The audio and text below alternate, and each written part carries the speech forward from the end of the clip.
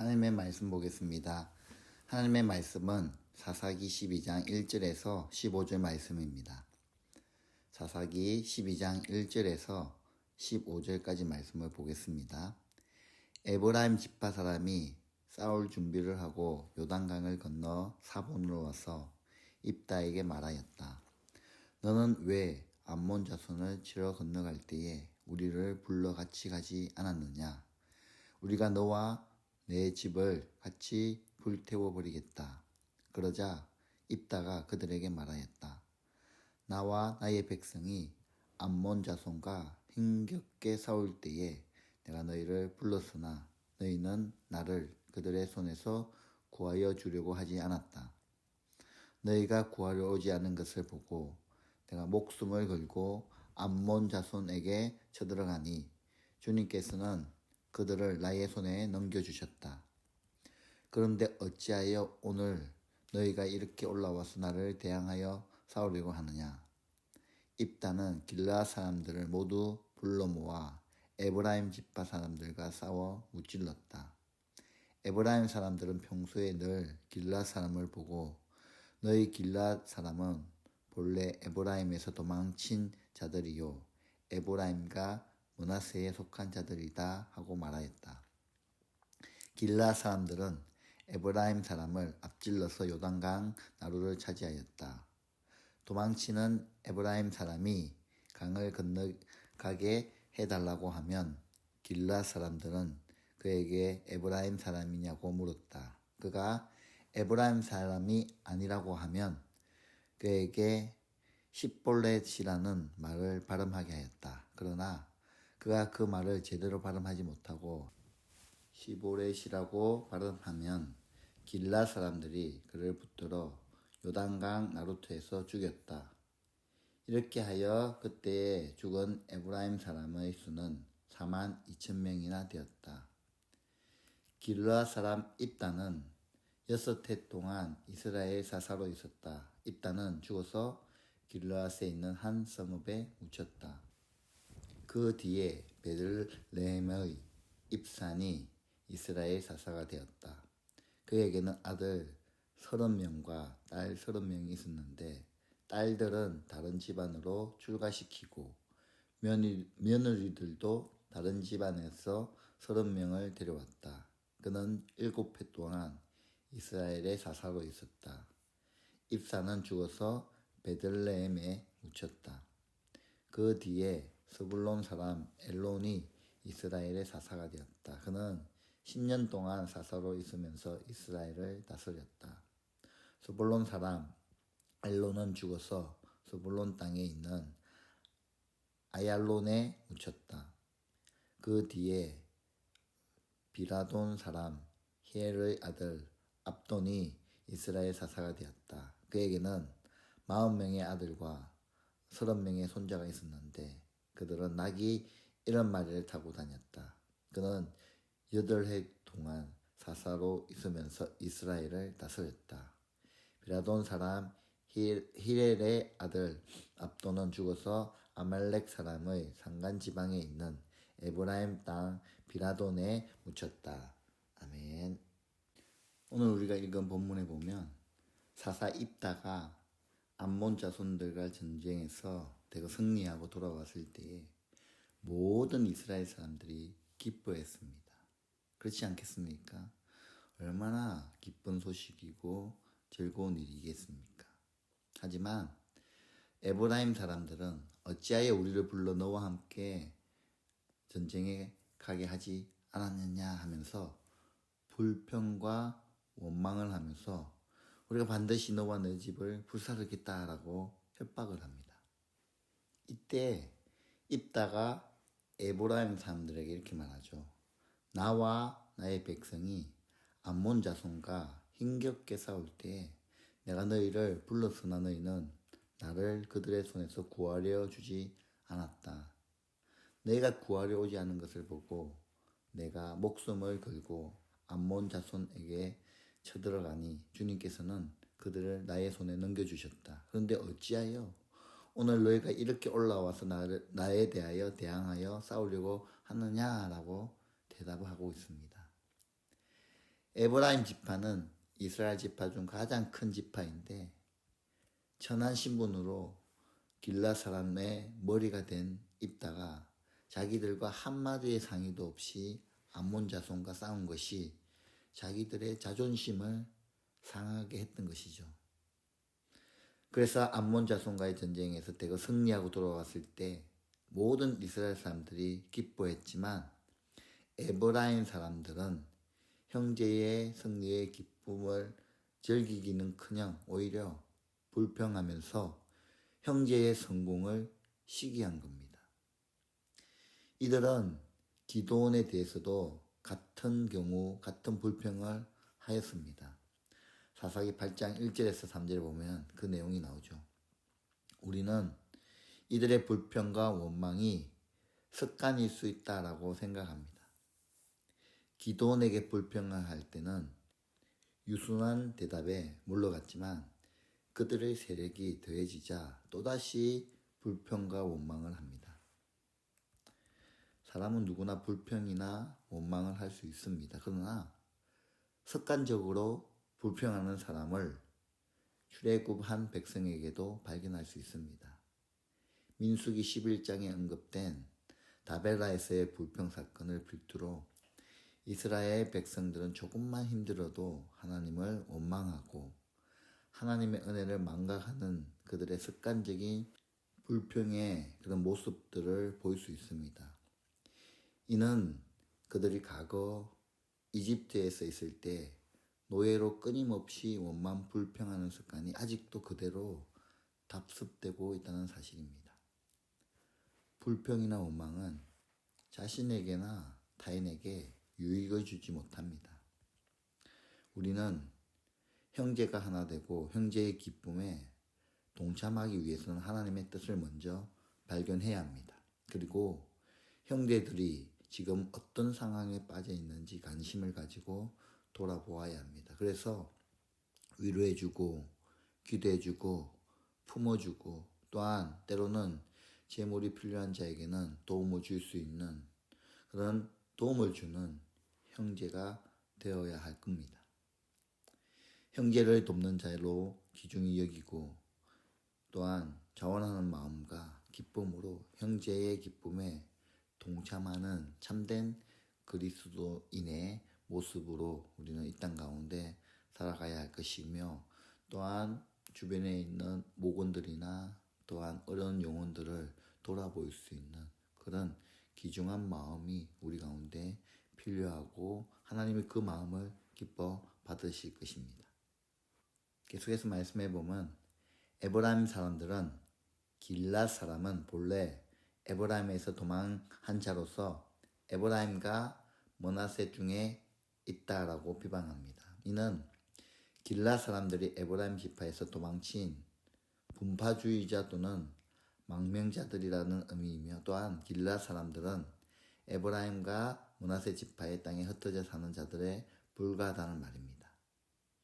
이 말을 듣고 입다가 길랏 사람을 다 모으고 에브라임과 싸웁니다.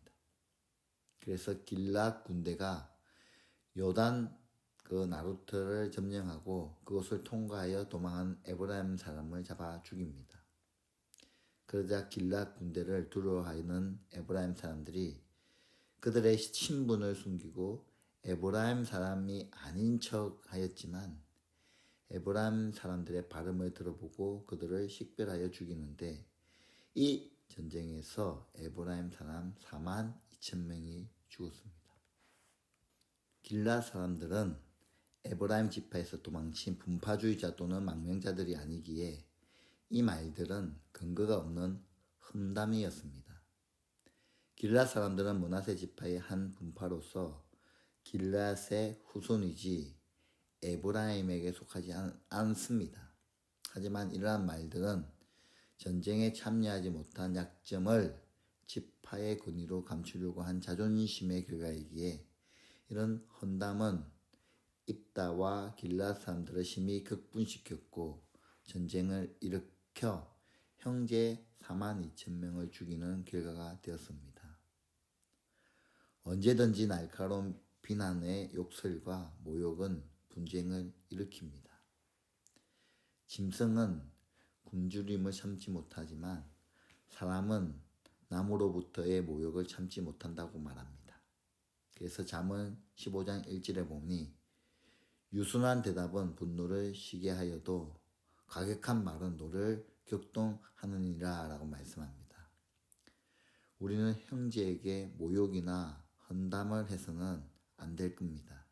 또한 없는 일을 만들어서 비난해도 안 됩니다. 그뿐만 아니라 격분을 절제하지 못하는 입다와 길앗 사람들도 문제입니다. 이는 마음을 다스리지 못한 결과입니다. 우리는 말씀이 우리의 믿음을 주관해야 합니다. 그리고 우리의 감정도 말씀을 통하여 다스림을 받아야 합니다. 감정이 격할 때 하나님은 이런 경우 어떻게 하실까 하고 다시금 감정을 추스리는 그런 과정이 우리 가운데 필요하다는 것이죠. 그리고 그 감정을 다스리기 위하여 인내하며 절제해야 형제를 귀중히 여기고 사랑할 수 있습니다. 감정이 말씀과 성령의 다스림을 받아 형제를 사랑하고 위로하며 돕는 자로서 협력하는 삶을 살도록 우리는 끊임없이 노력해야 할 것입니다. 계속해서 말씀해 보면 사사 중에 출중했던 6대 사사로는 온니엘, 에훗, 드보라, 기돈, 입다, 삼손이 있습니다. 그리고 평범한 사사로는 삼갈, 돌라, 야일, 입다, 엘론, 압돈 등이 있습니다. 오늘 우리가 읽은 본문에는 4명의 사사가 기록되어 있습니다. 입다, 입산, 엘론, 압돈입니다.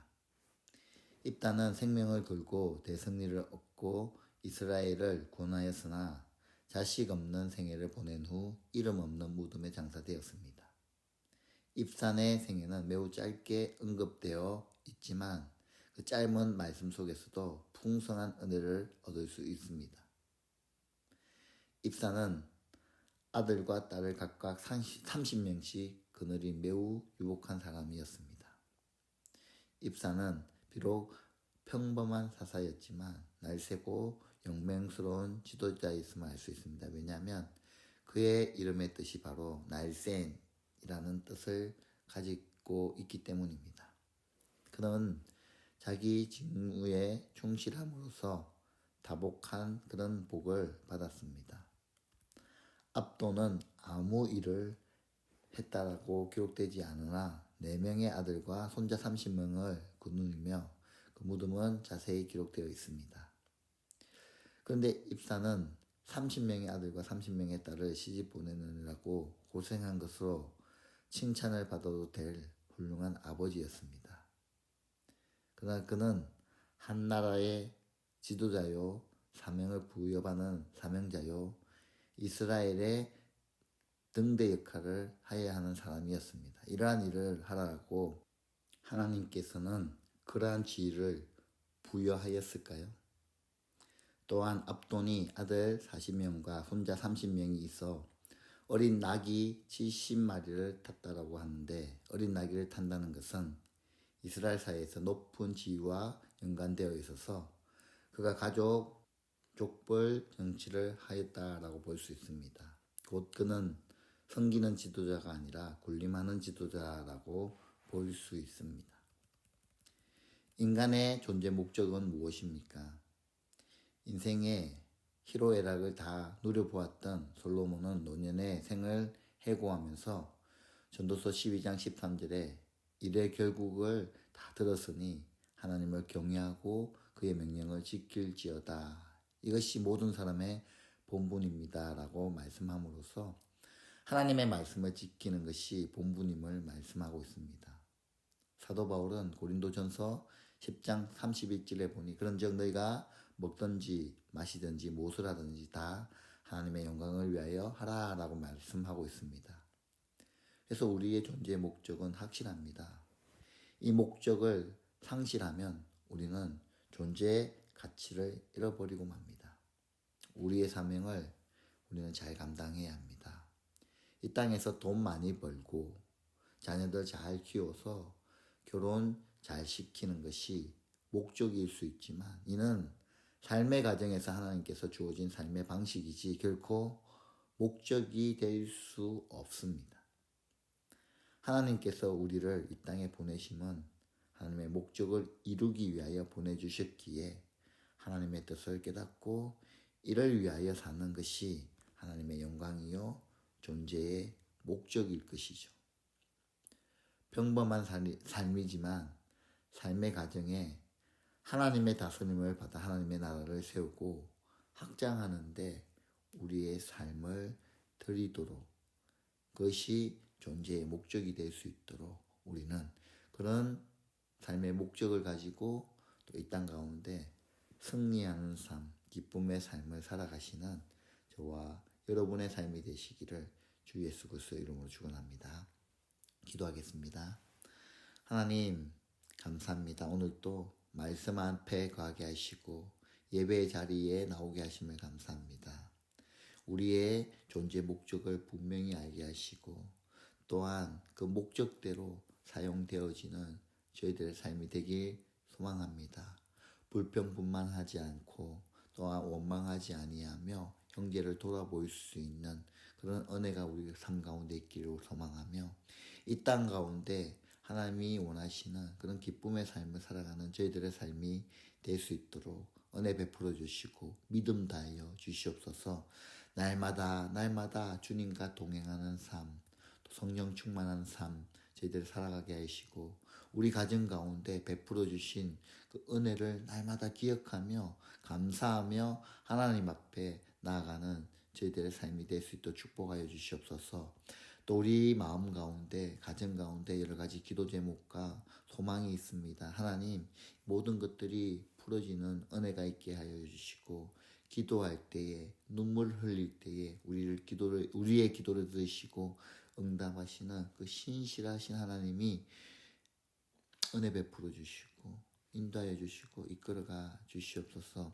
더 많이 하나님 사랑하게 하여 주시고 더 많이 하나님과 동행하는 삶 살게 하시고 날마다 주님과 은혜 가운데 거하는 삶 저희들이 살아갈 수 있도록 인도하여 주시옵소서. 오늘의 삶을 하나님 앞에 올려드립니다. 주의 보혈로 우리의 삶을 우리의 가정을 덮어주시고 주의 그 날개 그늘 아래 거하는 저희들 삶 될 수 있도록 인도하여 주시옵소서. 이 모든 말씀 살아계신 우리 주 예수 그리스도 이름으로 기도드리옵나이다. 아멘.